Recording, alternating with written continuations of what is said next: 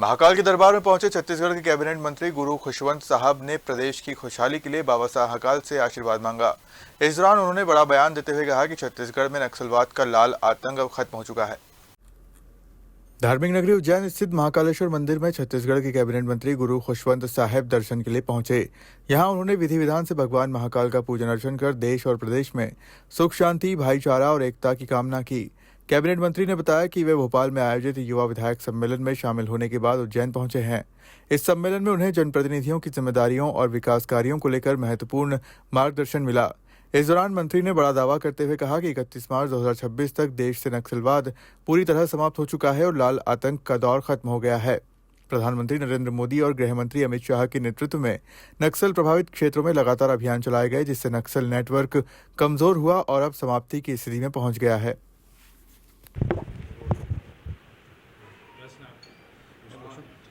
सम्मेलन में भाग लिया था, बाबा महाकाल के दरबार में आए।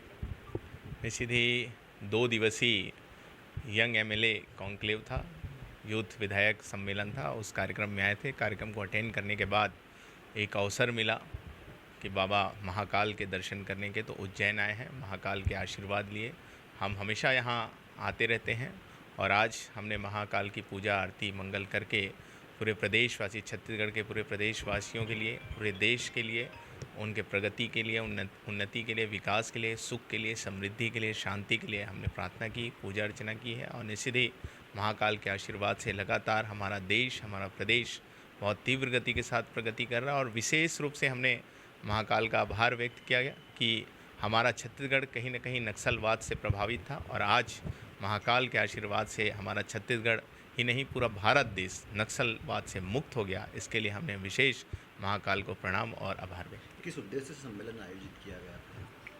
निश्चित ही ये एक बड़ा सम्मेलन था ये, और इतिहास में ये प्रथम बार ये सम्मेलन हुआ और हम सब लोगों ने बहुत कुछ सीखने को हम सबको मिला, क्योंकि हमारे जो विधानसभा अध्यक्ष हैं नरेंद्र सिंह तोमर जी, जिनका मार्गदर्शन, जिनका उद्बोधन हम सबको मिला, हमारे राजस्थान के जो स्पीकर साहब हैं उनका भी मार्गदर्शन, उद्बोधन हम सबको मिला कि हमको किस प्रकार कार्य हमको करना है। हमारे हम सब की अलग अलग जिम्मेदारी है, अपना अपना क्षेत्र है, तो क्षेत्र में हमको किस प्रकार से व्यवहार करना चाहिए, किस प्रकार से निवास करना चाहिए, किस प्रकार जनता से वार्तालाप करना चाहिए, जिस प्रकार जनता से कनेक्ट होना चाहिए, पूरे प्रदेश के उन्नति विकास में किस प्रकार का हमारा योगदान होना चाहिए, दायित्व होना चाहिए, इस सभी चीज़ों के बारे में हम सबको मार्गदर्शन मिला। और निश्चित ही ये हम सब के लिए बड़ा ही प्रेरणादायक रहेगा। हम सब जब अपने अपने क्षेत्र में जाएंगे तो उन विचारों के साथ हम क्षेत्र में काम करेंगे और क्षेत्र की जनता की जो आकांक्षाएं हैं उनको पूरा करने का हम लोग प्रयास करेंगे। तीनों प्रदेश से लगभग कितने विधायकों ने इसमें हिस्सा लिया था और सबसे कम उम्र के विधायक या मंत्री इसमें कौन है? देखिए, इसके बारे में हमको जानकारी नहीं है, लेकिन बहुत सारे विधायक थे, तीनों स्टेट से विधायक यहाँ पर पहुँचे थे। पूरा जो हॉल था वो खचाखच भरा हुआ था। सारे जो अंडर 45 एज के सारे एमएलएस वहाँ पर आए हुए थे और मुझे बड़ा सौभाग्य हुआ मुझे कि वहाँ जाने का अवसर मिला और सभी लोगों से हम लोग एक दूसरे से मिले, एक दूसरे के साथ एक दूसरे को जाने, पहचाने, समझने की कोशिश की, एक दूसरे के विचारों को भी जाना। और एक सबसे बड़ी बात कि सभी यंग एमएलएस को मंच मिला जिसमें वो अपनी अपनी बातों को रख पाए। तो किस प्रकार आज के समय में लोकतंत्र को मजबूत करने के लिए जो हमारा क्या कर्तव्य हो सकता है, साथ ही साथ विकसित भारत, ये दोनों बातों को रखने का एक अवसर मिला। तो कहीं ना कहीं हम सबको एक बड़ा मंच मिला और इसके माध्यम से निश्चित ही आज हम सब कहीं ना कहीं उत्साहित हैं और आने वाले समय में और ऊर्जा के साथ अपने क्षेत्र में, अपने प्रदेश में हम काम करेंगे।